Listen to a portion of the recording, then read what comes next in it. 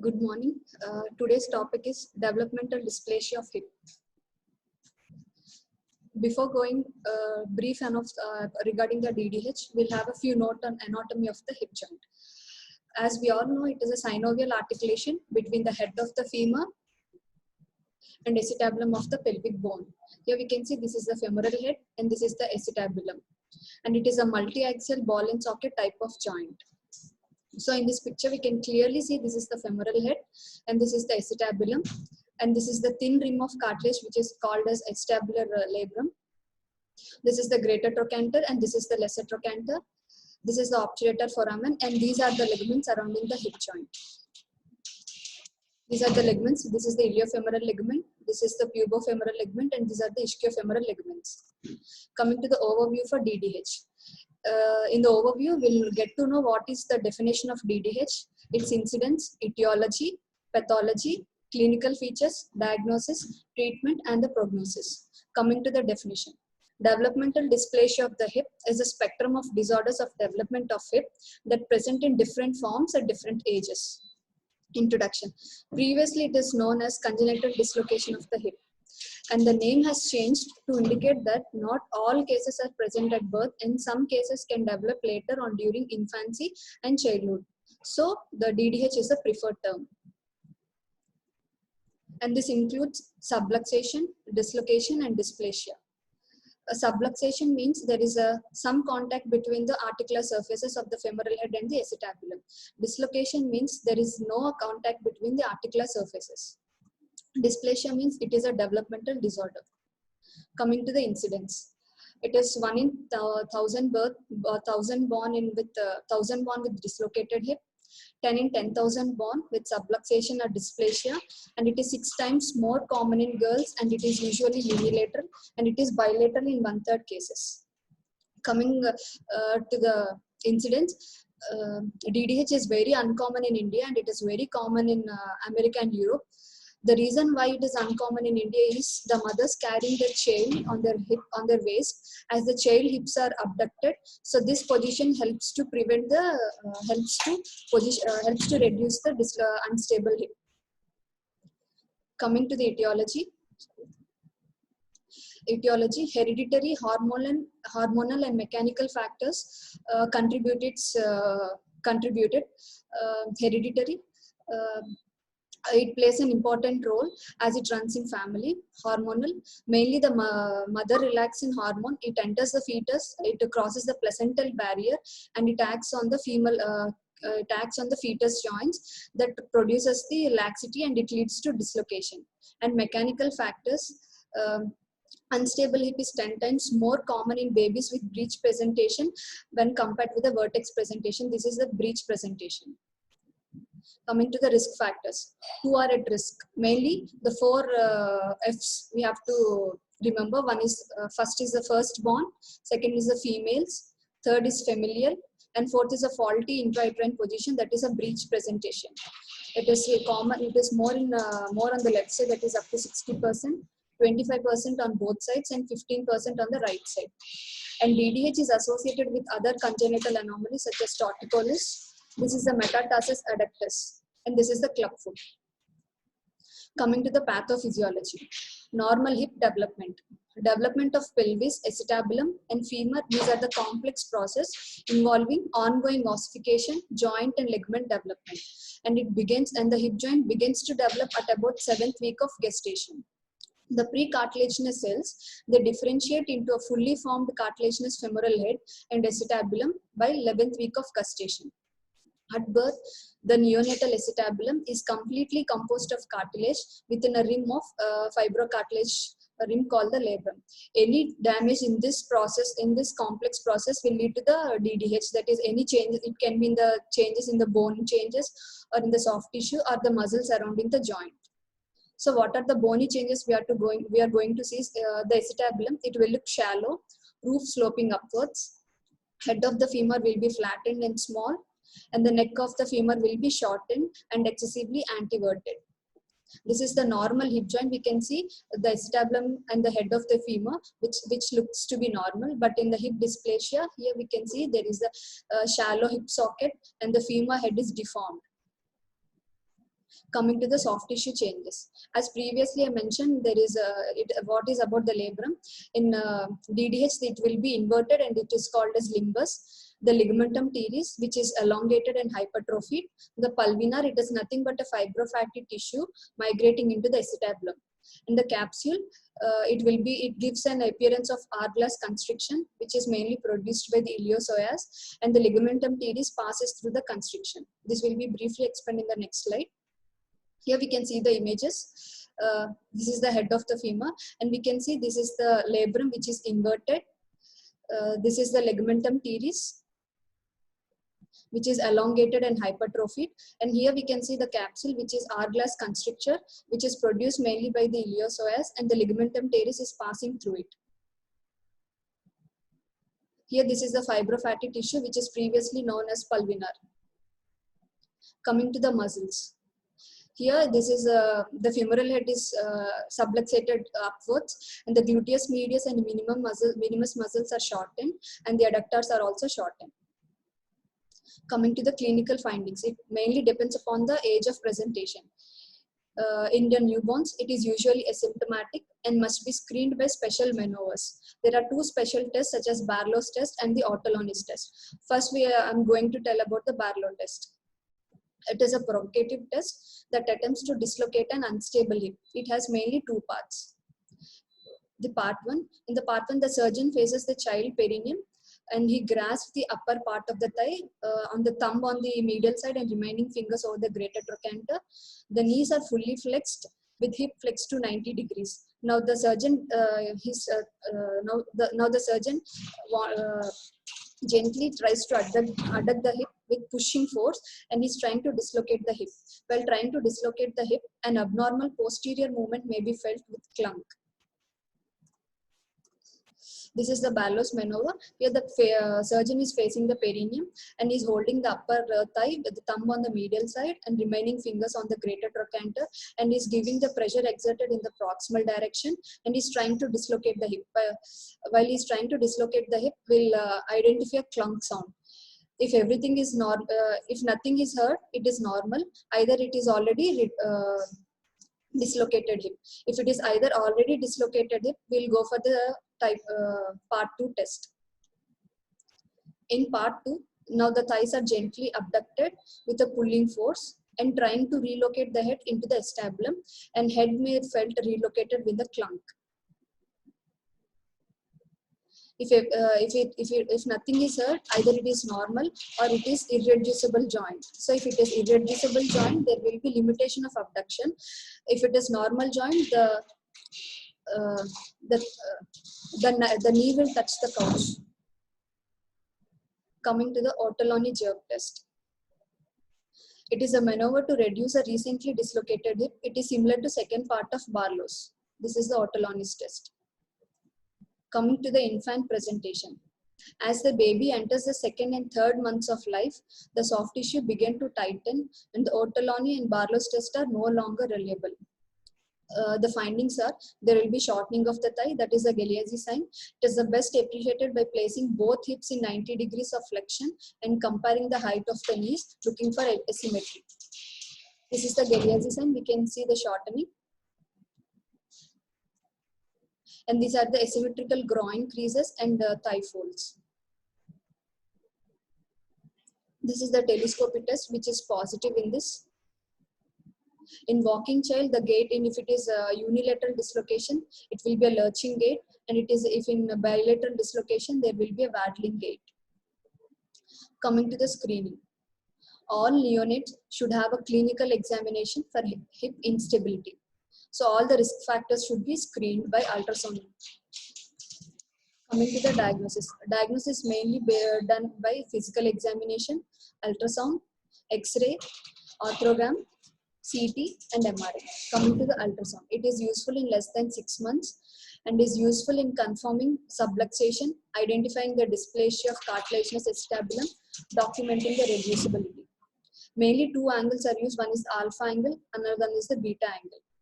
Here we can see the alpha angle and this is the beta angle. Normal alpha angle should be more than 60 degrees and beta angle should be 55 degrees. And this is the transducer placed over the greater trochanter.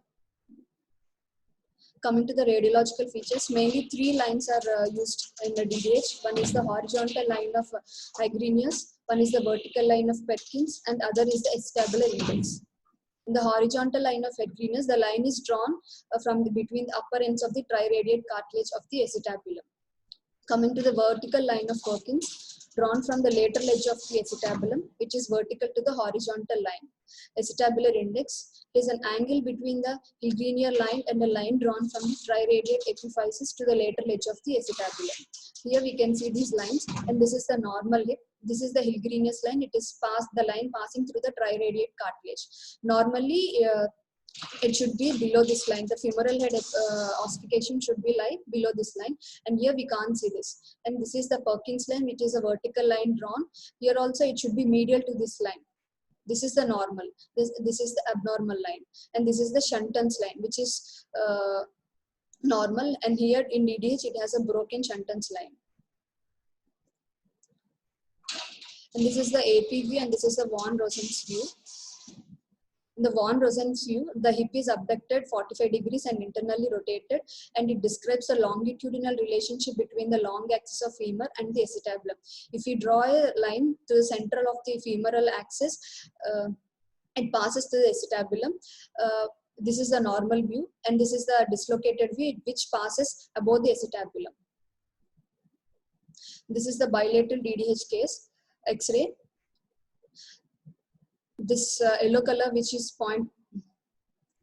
this is the triradiate cartilage, and this is the lateral border of the acetabulum. So in this this is the case of bilateral DDH. Treatment. The earlier, the better treatment. The main goal is to achieve reduction of the head into the acetabulum and maintain it until the hip becomes clinically stable. What are the methods of reduction? Closed manipulation. In younger children, it can be done by giving gentle manipulation under general anesthesia, traction followed by the closed manipulation, and open reduction. After the reduction, it should be maintained by using either the splints or some cast, and this is the von Rosen splint, and this is the Bachelor cast. Coming to the treatment plan, it also depends upon the age of presentation. From birth to 6 months, the femoral head is reduced into the acetabulum and closed manipulation and maintained with plaster cast or splint. Pavlik harness. This is the Pavlik harness splint. The main purpose is to prevent the abduction and extension, and it allows further flexion, abduction, rotation, and it allows gentle spontaneous reduction of dislocated hips, allows stretching of tight adductors. And here we can see the Pavlik harness splint. This is the shoulder strap, this is the chest strap, and this is the abduction strap, and this is the leg strap. What are the complications of Pavlik harness?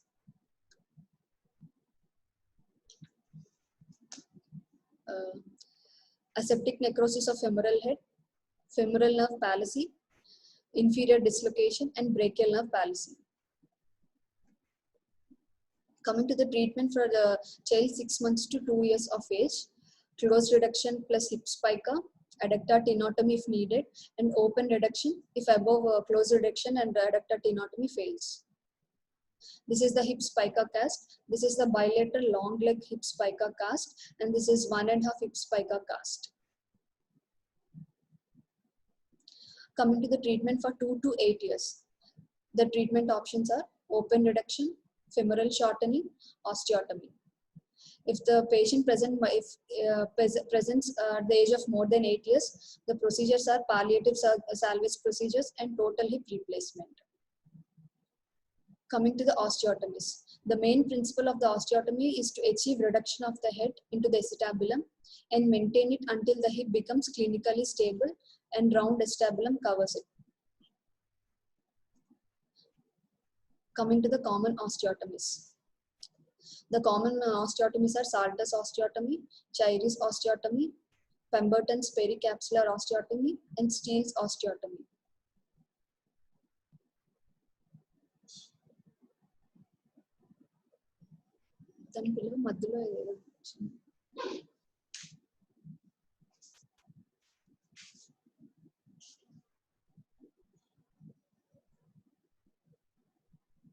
Okay. Common osteotomies are Salter's osteotomy, Cherry's osteotomy, Pemberton's osteotomy, Steele's osteotomy. మధ్యలో ఏదో వచ్చింది మళ్ళీ.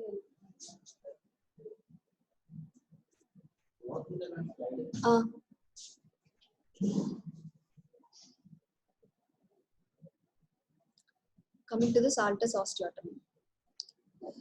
The procedure is done for the age group from 18 months to 6 years, and for this procedure, it requires concentrically reduced hip, transverse osteotomy done just above the acetabulum.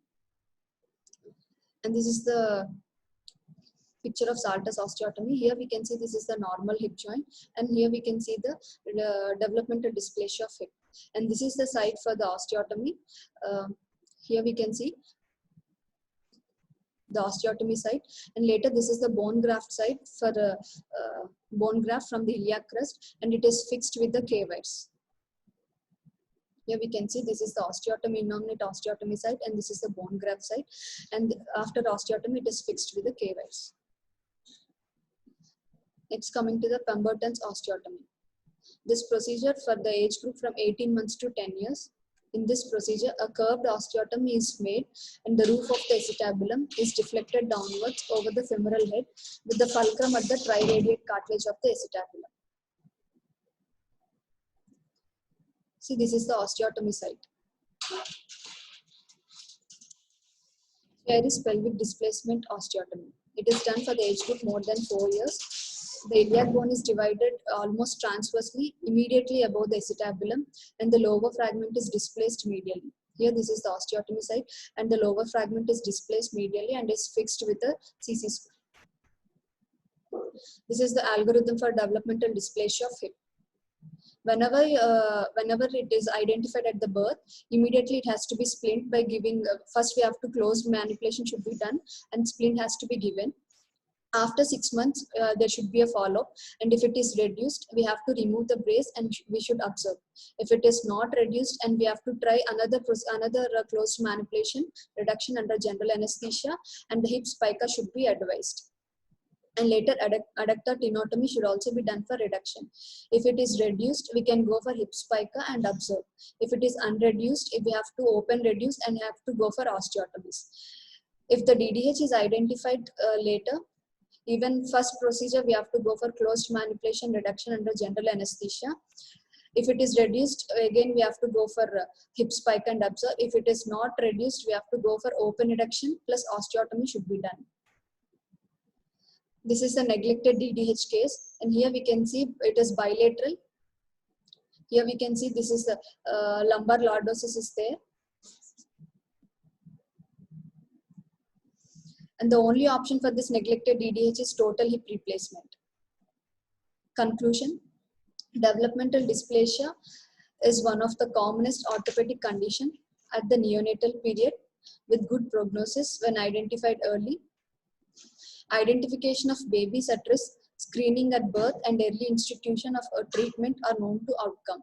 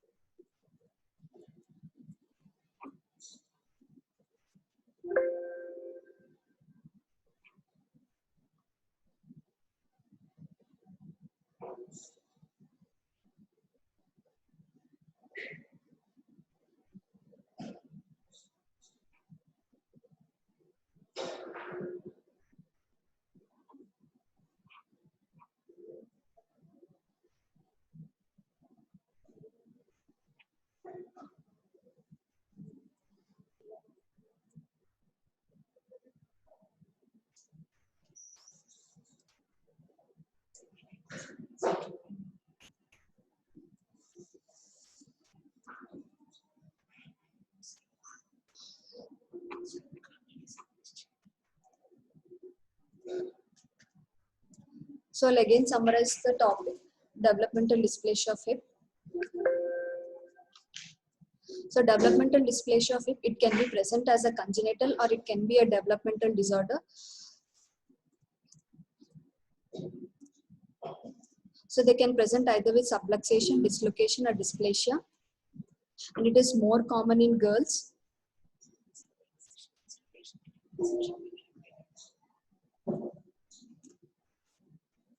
As already I told the differences between the subluxation. Subluxation means there is some contact between the articular surfaces. Here we can see there is some contact between the head of the femur and the acetabulum. In dislocation, there is no contact at all. Here the head of the femur is dislocated upwards and this is the acetabulum. There is no contact between the dislocation and subluxation. This is dysplasia. So it is more common in girls and it is very uncommon in India. Etiology. So what are the risk factors are the female firstborn and familial faulty intrauterine position. These are the risk factors for DDH.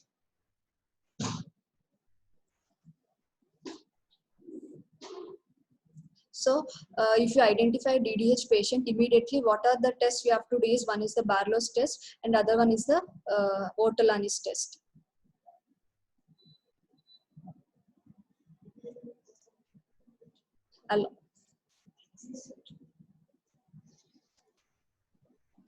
If you see an infant, the findings will be there is a Galeazzi sign. Galeazzi sign is the baby is placed with both hips in 90 degrees of flexion and comparing the height of the knees for looking asymmetry. So here we can see there will be a shortening of the limb in which DDH is present.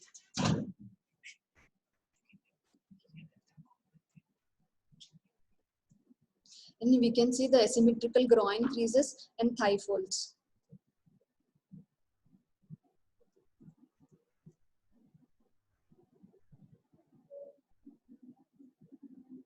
These are the radiological findings. This is the Hill-Grenius line. The Hill-Grenius line, a line is passing through the triradiate cartilage. The Perkins line, it is the line passing through the lateral wall of the acetabulum. And this is the Shunton's line.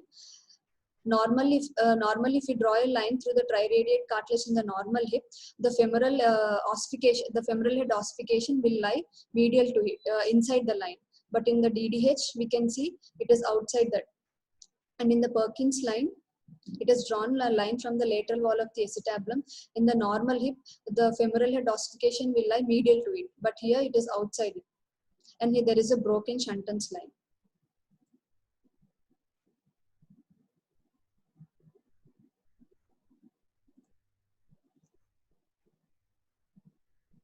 These are the splint. This is the von Rosen splint. This is the Pavlik-Harness splint.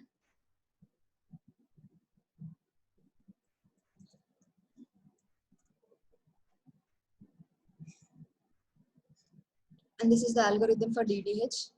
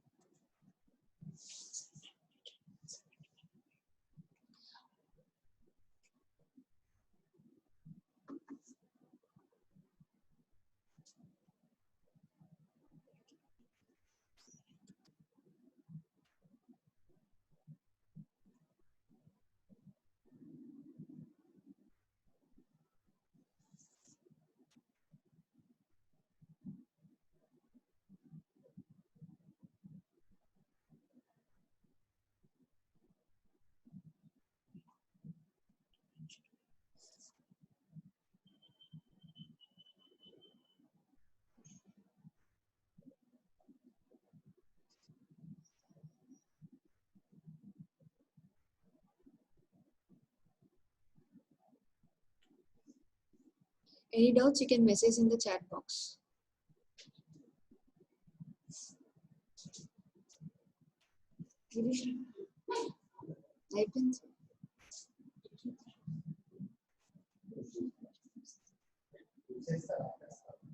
Questions, other doubts?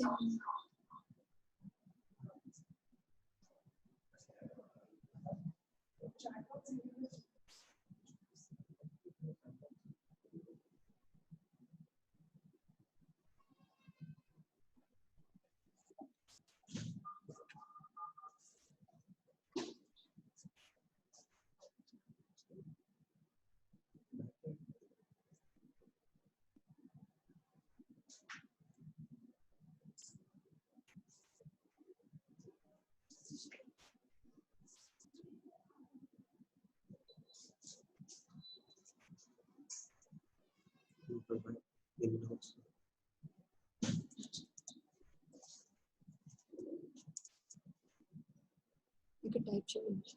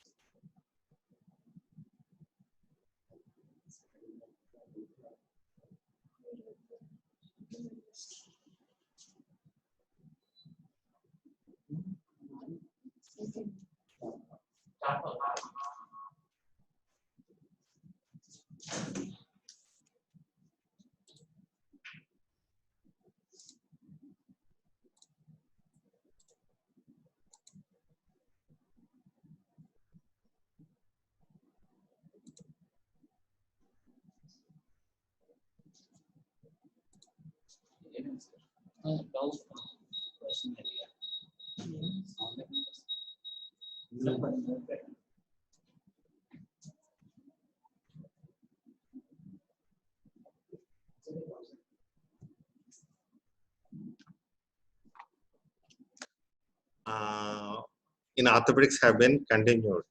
Now, my colleague, Dr. Janaki Sri, has dealt in detail about developmental dysplasia of hip, and she has dealt it very well. The importance of this is, it's an essay question for you in examination. All of you should be well versed in this subject.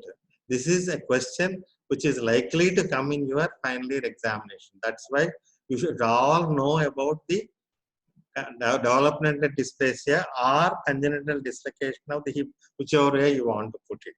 That's what I want to say. She has dealt very well in detail. Any doubts, she has given her email ID. You can mail it to her and all the doubts will be cleared. Otherwise, in the next class, when we talk about, the next class is about CTEV, congenital talipes equinovirus, which I am likely to talk to you. If it is, if there are any doubts, all the doubts which are mailed will be cleared in that mail. That's all. Thank you very much for your patient hearing.